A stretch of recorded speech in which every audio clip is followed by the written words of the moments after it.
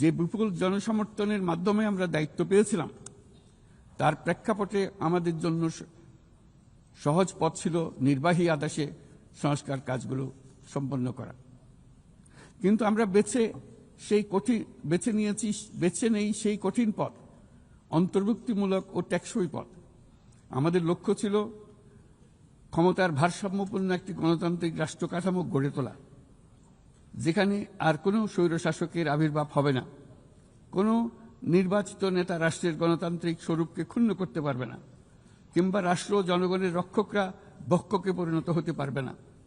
শাসন ব্যবস্থা, বিচার বিভাগ, নির্বাচন ব্যবস্থা, জনপ্রশাসন, আইন শৃঙ্খলা রক্ষা, দুর্নীতি বিরোধী কার্যক্রম, নারী অধিকার সহ সকল জাতীয় গুরুত্বপূর্ণ ক্ষেত্রে প্রয়োজনীয় সংস্কার করার জন্য আমরা 11টি স্বাধীন সংস্কার কমিশন প্রতিষ্ঠা করি।